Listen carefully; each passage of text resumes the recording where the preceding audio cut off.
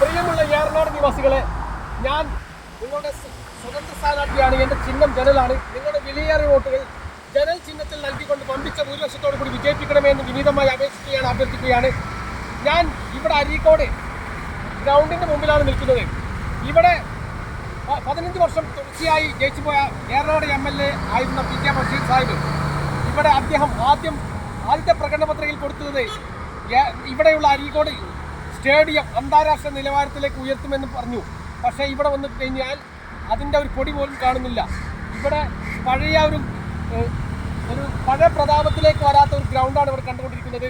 അതുകൊണ്ട് ഏറനാട് മണ്ഡലത്തിൽ നിന്നും ഞാൻ വിജയിച്ചു കഴിഞ്ഞാൽ ഇവിടെ അന്താരാഷ്ട്ര നിലവാരത്തിലുള്ള ഒരു സ്റ്റേഡിയം കൊണ്ടുവരുന്ന കാര്യത്തിൽ യാതൊരു സംശയമില്ല. അതുകൊണ്ട് എൻ്റെ തെരഞ്ഞെടുപ്പ് ചിഹ്നമായ ജനൽ അടയാളത്തിൽ നിങ്ങളുടെ എല്ലാവരുടെയും വിലയേറിയ വോട്ടുകൾ നൽകിക്കൊണ്ട് എന്നെ വമ്പിച്ച ഭൂരിപക്ഷത്തോടു കൂടി കേരള നിയമസഭയിലേക്ക് പറഞ്ഞേക്കണമെന്ന് വിനീതമായി അഭ്യർത്ഥിക്കുകയാണ്. ഇതിൻ്റെ കാര്യങ്ങളാണ് ഞാൻ നിങ്ങളുടെ മുമ്പിൽ കാണിക്കാൻ പോകുന്നത്.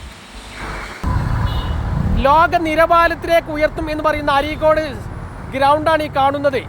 ഇവിടെ ഇതിൻ്റെ സെൻട്രലിലൂടെ ഒരു നെറ്റ് കെട്ടി എന്നല്ലാതെ വേറൊരു പുരോഗമനം ഇവിടെ വന്നിട്ടില്ല.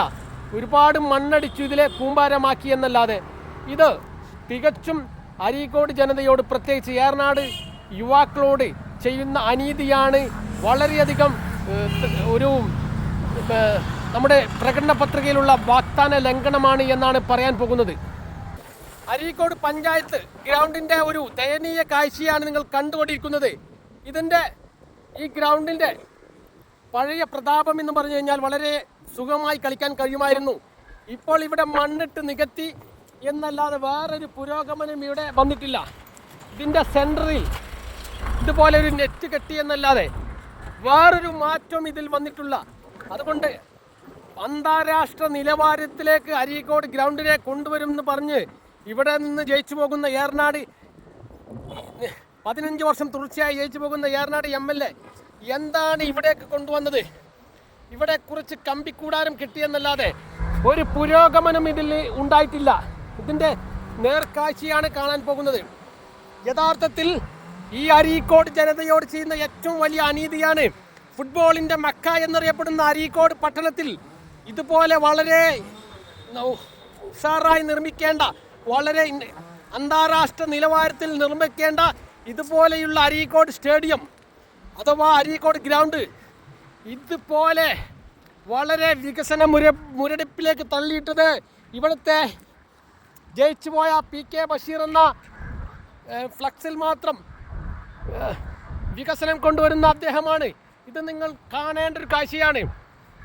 അതുകൊണ്ട് ഈ ഒരു ഗ്രൗണ്ടിനെ ഇതുപോലെ വളരെ പുരോഗതിയിൽ നിന്നും അധോഗതിയിലേക്ക് തള്ളിയിട്ട ഈ ഏറനാടിൻ്റെ പഴയകാല MLA ഇതിന് നമ്മുടെ അരീക്കോട് ജനതയോട് മാപ്പ് പറയണമെന്ന കാര്യത്തിൽ യാതൊരു സംശയവുമില്ല.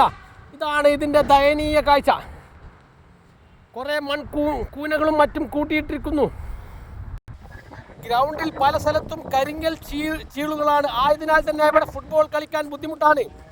ഇതിൻ്റെ ഒത്ത സെൻറ്ററിൽ ഇതുപോലെ നെറ്റ് കെട്ടിയ കാരണം ഫുട്ബോൾ കളിക്കാനോ അതുപോലെ തന്നെ യുവാക്കൾക്ക് റണ്ണിങ് ചെയ്യാനോ ഒന്നിനും സാധിക്കുകയില്ല എന്ന് ഇവിടെ നിന്ന് ബോധ്യമാകുന്നതാണ്. ഇതൊക്കെ ഇവിടെയുള്ള ഗ്രൗണ്ടിൻ്റെ നടുവ് കൂടെ ഒരു ചാല് പോകുന്നു. ഈ ചാല് ഉള്ളത് കൊണ്ട് ഇവിടെ കുട്ടികൾക്ക് കളിക്കാനോ അതുപോലെ പന്ത് കളിക്കാനോ ഒന്നിനും സാധിക്കുകയില്ല. ഇതെല്ലാം എന്തിനെയാണ് സൂചിപ്പിക്കുന്നത്? ഏറനാട് മണ്ഡലത്തിൽ വികസന മുരടിപ്പാണ് സൂചിപ്പിക്കുന്നത്. ആയതിനാൽ തന്നെ ഈ അരീക്കോട് പട്ടണത്തിലുള്ള ഏറ്റവും വലിയ ഗ്രൗണ്ടായ ഈ നമ്മുടെ അരീക്കോട് ഗ്രൗണ്ട് അന്താരാഷ്ട്ര നിലവാരത്തിലേക്ക് ഉയർത്തേണ്ടതുണ്ട്. അതിന് എൻ്റെ തെരഞ്ഞെടുപ്പ് ചിഹ്നമായ ജനലടയാളത്തിൽ നിങ്ങളുടെ ഓരോ വോട്ടുകളും നൽകിക്കൊണ്ട് വമ്പിച്ച ഭൂരിപക്ഷത്തോടു കൂടി നമ്മുടെ കേരള നിയമസഭയിലേക്ക് പറഞ്ഞേക്കണമെന്ന് ഒരിക്കൽ കൂടി വീണ്ടും ഉയർത്തുകയാണ്.